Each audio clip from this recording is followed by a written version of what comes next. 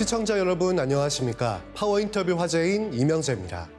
작은 내수 시장을 가진 대한민국에서 세계 시장으로 눈을 돌리는 것은 당연하고도 필요한 일입니다.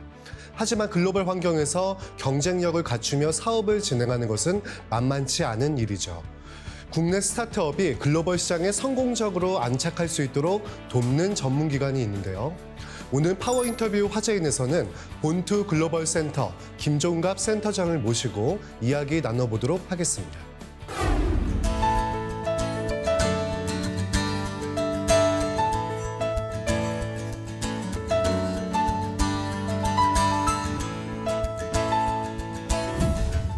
네, 센터장님 바쁘신 가운데 출연해 주셔서 고맙습니다. 초청해주셔서 감사합니다.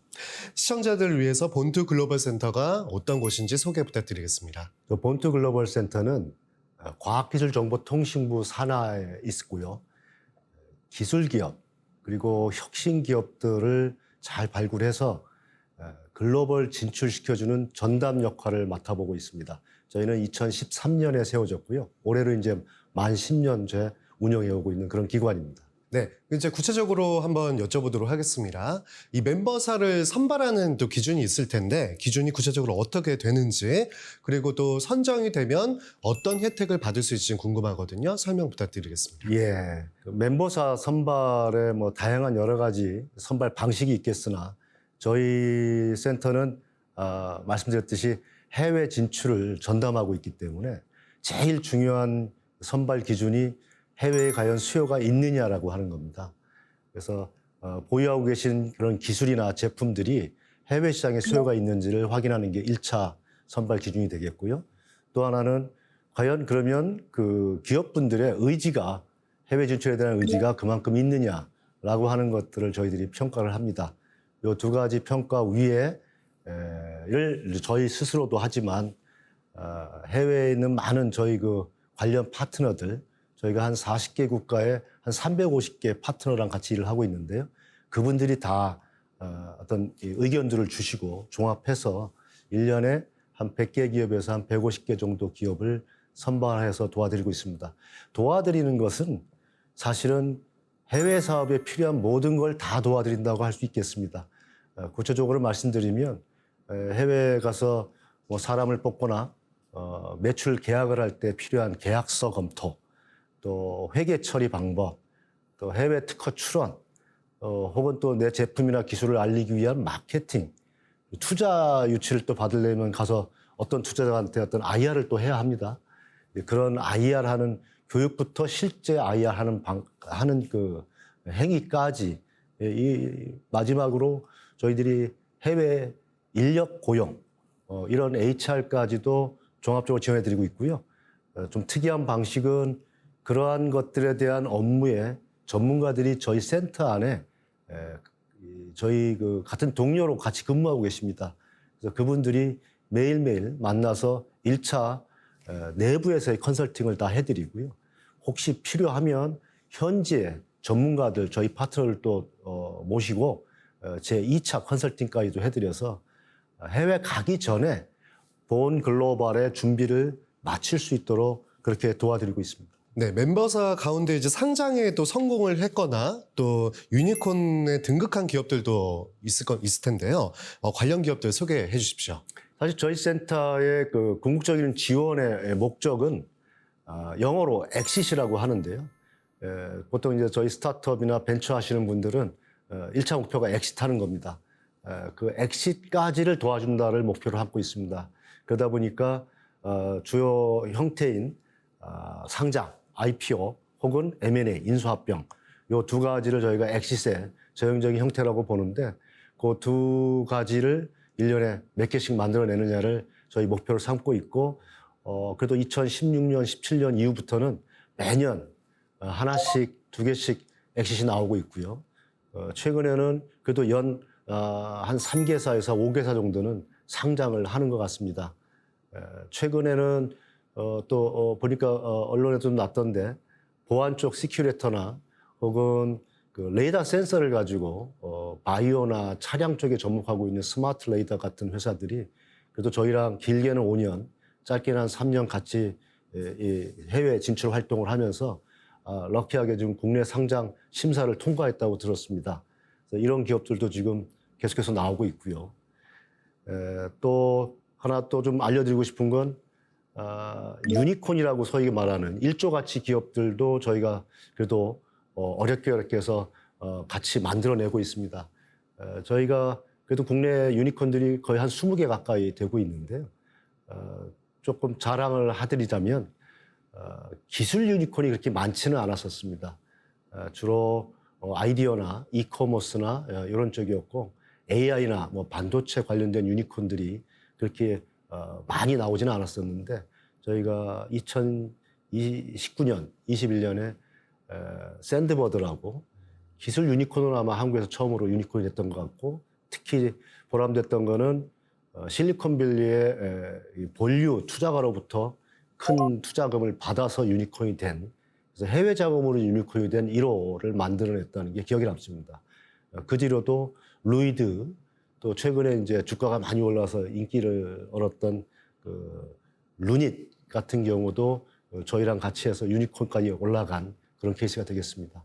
예, 말씀하신 것처럼 다양한 기업들이 또 많은 성과를 내서 또 뿌듯하실 텐데 이 외에도 다양한 그런 또 다른 또 성과들이 있을 것 같아요. 어떤 것들이 있을까요? 제일 뿌듯한 건 얼마나 많은 기업들을 우리가 도와드렸는가 하는 거죠. 그래도 뭐 끝자리까지 정확하지는 않지만 어림잡아서 한 3,000개 정도 기업을 저희가 도와드린 것 같습니다. 그러니까 저희 회원사가 되면 뭐 자금 지원이나 이런 걸 해드리지만 꼭 회원사가 아니더라도 해외 진출이 필요하신 분들 저희들이 도와드린 걸 다 합쳐보니까 한 3,000개 정도 되고요. 아까 말씀드렸던 저희 그 내부 컨설팅 같은 경우도 이제 거의 2만 건 가까이 돼갑니다. 무엇보다도 제가 좀 자랑스럽게 느끼는 건 해외에서 우리 기술 기업들이 투자를 받는 게 이렇게 녹록하지는 않습니다. 녹록하지는 않은데 누계로 이제 아마 올 8월이 넘어가면 저희가 이제 5조 정도 한화로 5조 정도 해외 투자 유치를 완료하게 됩니다. 그래서 사실은 작은 숫자는 아니고요. 2013년, 14년 시작할 때만 해도 누계로 500억, 1000억 정도 했었습니다. 근데 이제는 연간 그래도 1, 2조 이상은 해외에서 투자를 받을 수 있는 그런 우리 기업의 상태 혹은 인지도가 올라가서 그걸 저희는 대표적인 성과라고 그렇게 생각하고 있습니다.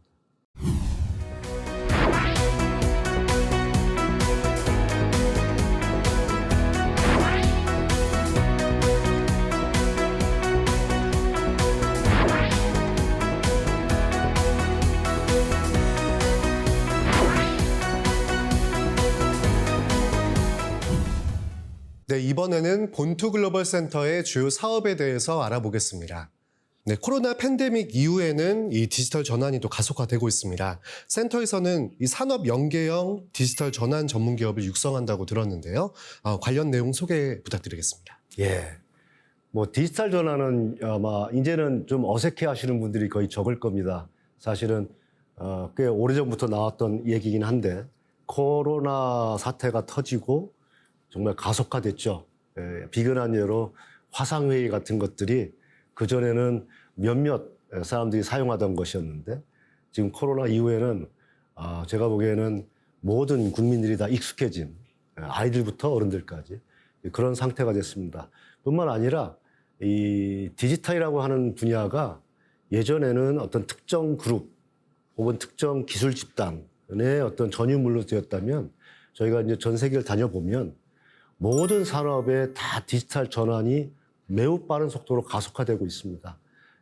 그런 차원에서 사실은 저희도 각 산업별로 꼭 과학기술정보통신 분야뿐만 아니라 농업이면 농업, 교육이면 교육, 혹은 뭐 정유업이면 정유업, 철강업이면 철강업 이런 쪽에도 디지털 전환이 가속화되고 있는 실정입니다. 그나마 저희는 그래도 인프라도 잘 돼 있고 통신 인프라라든지 아니면 여러 가지 ICT 인프라들이 잘 돼 있어서 비교적 수월하게 디지털 전환이 가능하지만 전 세계 190개가 넘는 국가를 보면 그렇지 못한 나라가 더 많습니다. 그래서 거기에 착안을 해서 저희 각 산업별로 디지털 전환 솔루션을 갖고 있는 기업분들을 모셔서 해외에 그 전환 솔루션이 필요한 나라에 필요한 기업과 연결시켜주는 사업을 한 2년 전부터 준비를 해오고 시도를 하고 있습니다. 매우 다양한 분야의 솔루션들이 모이고 있고요.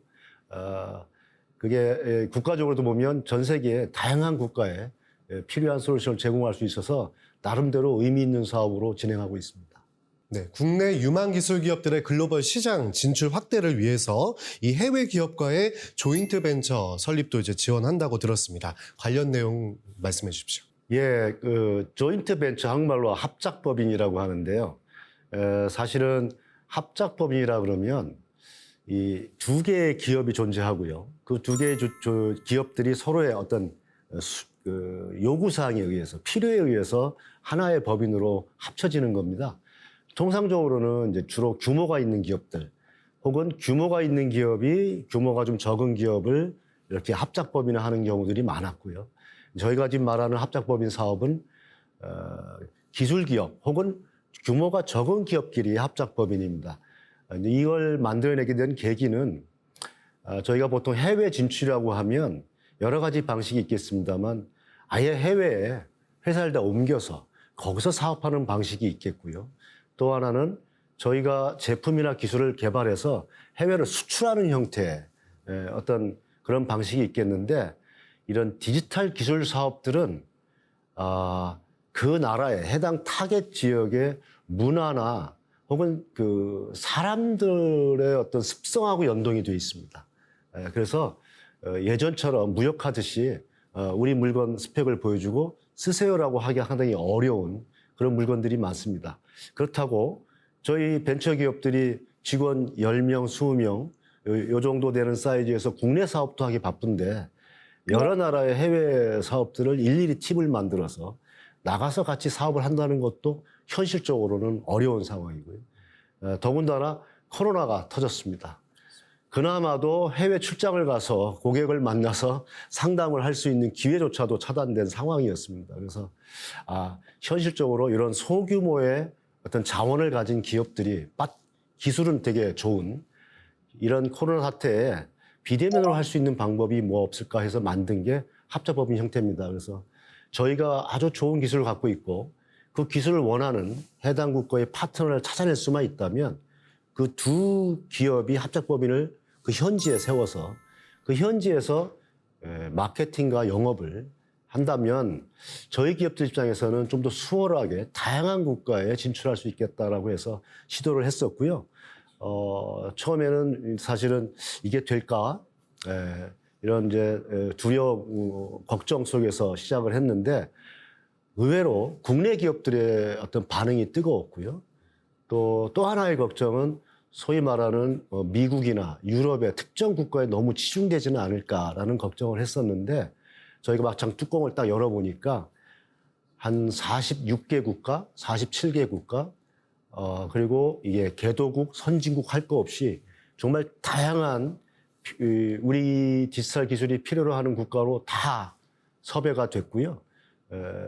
1년 만에 20개의 조인트 합작법인을 만들었습니다. 만들고 지금도 지금 추진 중인 걸 합치면 그래도 한 40, 50개 정도의 합작법인이 지금 추진 중에 있습니다. 그래서 저희는 앞으로 이것도 해외 진출에 좀 좋은 모델로 저희가 꼭 직접 진출하거나 뭐 수출 방식도 있지만 그 나라 현지의 기업들과 같이 협력을 해서 거기서 현지화된 제품으로 판매하는 방식을 한번 모델을 만들었다. 뭐 이런 나름대로의 의미를 부여하고 있습니다.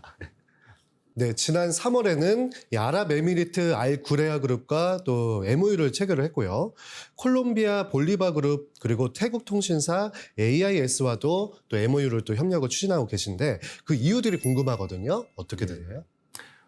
앞서 합작법인의 그 진출 전략하고 유사한 전략입니다. 사실은 저희 센터도 지금 한 45개, 뭐 50개 국가에 우리 기업들이 해외 진출을 도와드리고 계시는데 이 해외 지사가 없습니다. 해외 지사 없이 파트너들하고만 운영하다 보니까 조금은 불편한 점이 있습니다. 우리 기업들이 갔을 때 누군가가 좀 도와줬으면 좋겠고 또 현지에 실시간 돌아오는 정보들이 센서링이 잘 돼서 바로바로 우리 본국으로 돌아왔으면 좋겠는데 그러한 불편함이 있었고 또 하나는 그렇다고 모든 그런 거점에 우리가 어떤 어떤 지사화를 만들면 그것도 비용이 비효율적으로 운영될 가능성이 있다고 판단을 했습니다. 기업이 계속해서 수요가 많으면 모르겠는데 수요가 없을 경우에는 유지 비용도 만만치 않고 그래서 저희가 착안했던 게 그 현지에 믿을 만하고 어떤 이런 디지털 전환, 디지털 혁신에 관심이 높은 그런 기업들이 있다면 저희가 그분들하고 저희 센터하고 합작법인은 아니지만 협력 관계를 좀 공고히 맺고 그분들의 이 기업을 우리 거점으로 활용한다라는 차원에서 사실 시도했던 게 아랍에미레이트 두바이에 있는 알구레어라는 회사입니다.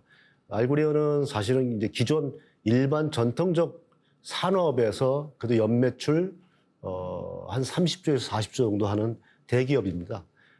근데 이제 이 회장님도 향후에 앞으로 미래의 산업은 디지털이고 디지털 전환을 본인들로 해야 된다고 생각하던 차에 저희를 만나게 됐고 그래서 제안을 드렸습니다. 그래서 저희가 알고레의 도움으로 중동 시장의 그 디지털 전환 사업에 참여할 수만 있다면 정말 우수한 기업들을 계속해서 소개를 하겠다.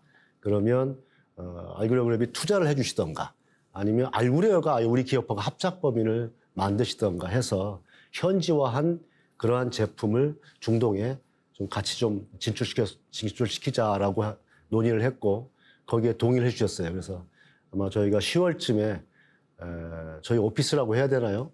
저희 이제 그 민간 거점 그 사무실을 아마 개소식을 하게 될 것 같고요.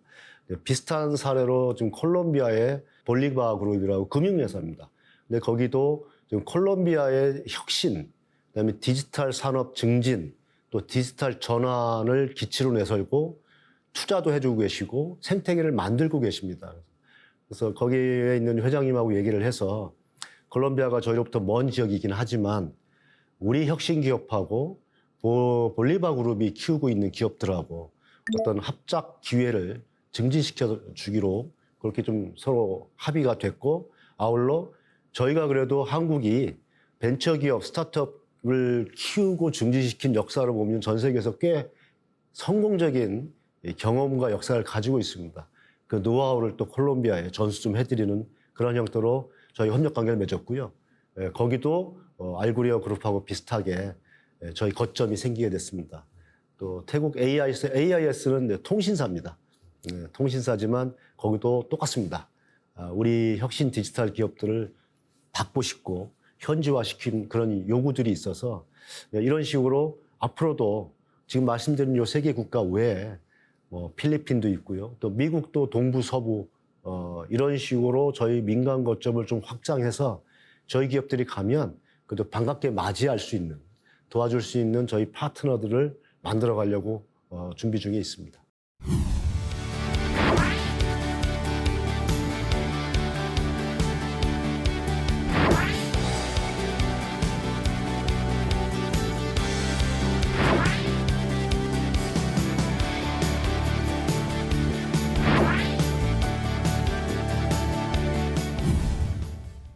네, 이번에는 센터장님에 대한 개인적인 이야기와 센터 중장기 계획에 대해서도 알아보도록 하겠습니다.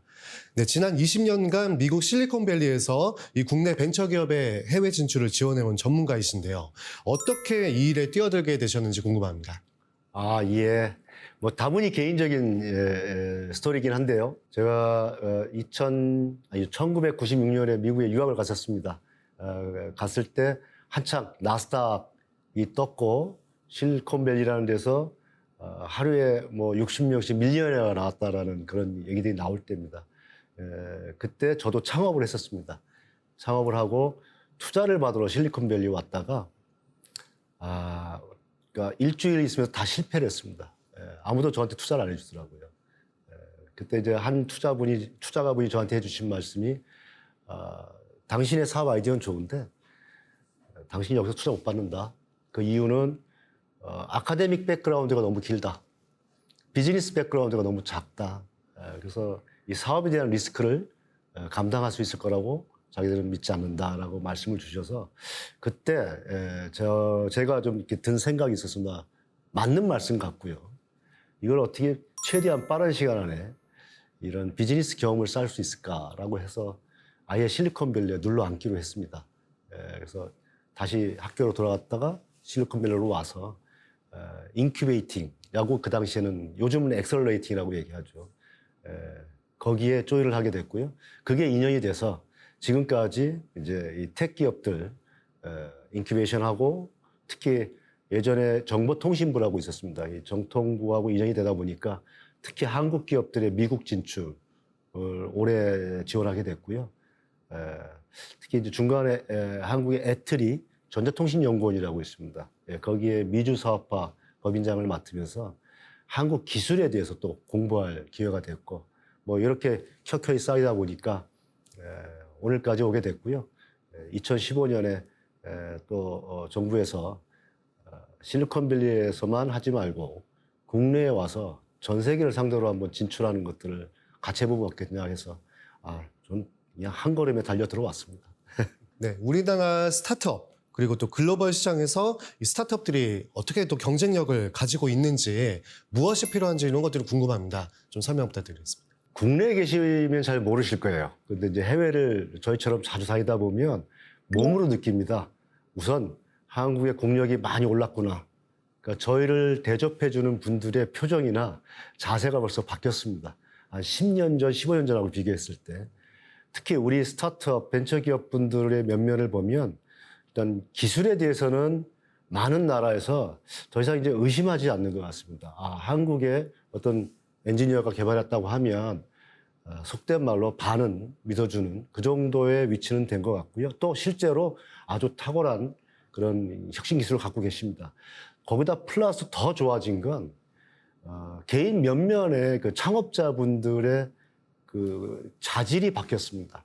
예전에는 저희들이 기술은 좋으나 영어가 안 돼서 기술은 좋으나 해외 경험이 부족해서라고 하는 저희 나름대로의 어떤 그 양해를 이유를 많이 댔었는데 요즘은 외국어도 출중하시고 해외 경험도 많으시고 어떤 상담 같은 걸 하더라도 특별히 지원이 필요 없을 정도로 그 상대방의 니드에 맞춰서 대응하는 능력들이 탁월한 분들이 많아서 그야말로 뭐 최고의 저희식 표현은 최고 상태의 기업들이 지금 한국의 스타트업 기업이 아닌가 합니다. 그래서 분야에 상관없이 다 각광을 받고 있습니다.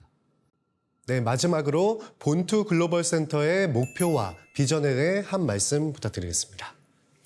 네, 저희 목표는 처음에는 이렇게 동남아시아 또 주변 중국, 일본, 미국 가까웠던 국가들 이렇게 시작했지만 이제는 디지털 사회가 됐고요. 또 저희가 세계적으로는 디지털 리더 국가입니다. 리더 국가에 맞게끔 전 세계를 저희의 무대로 만들고 싶은 게 저희 목표입니다. 특정 몇몇 국가가 아니고 190개가 넘는 모든 인류가 우리 젊은 그 창업가들이 만든 솔루션을 가지고 그 나라의 복지 문제를 해결하고 그 나라의 일자리를 만들고 그 나라의 어떤 그 소득을 증대시켜 주는데 기여할 수 있게끔 해보자라는 저희 목표를 가지고 있고요. 최근에는 또 그러한 저희의 어떤 취지와 활동을 높이 평가해 주셔서 저희가 그 재단법인 글로벌 디지털 혁신 네트워크라는 이름으로 재출범을 하게 될 것 같습니다. 그렇게 되면 이제는 어떤 스타트업 혹은 어떤 특정 분야의 ICT 기업의 기술을 진출시킨다는 그런 개념에서 조금 더 글로벌 네트워크들을 저희가 품고 그들하고 교류하면서 세상의 디지털 솔루션들을 전파해 나가는 그러한 좀 글로벌 조직으로서 거듭날 수 있을 것 같다는 생각입니다. 앞으로도 여러분들의 많은 그런 그 지원과 격려 필요합니다. 많이 좀 도와주십시오.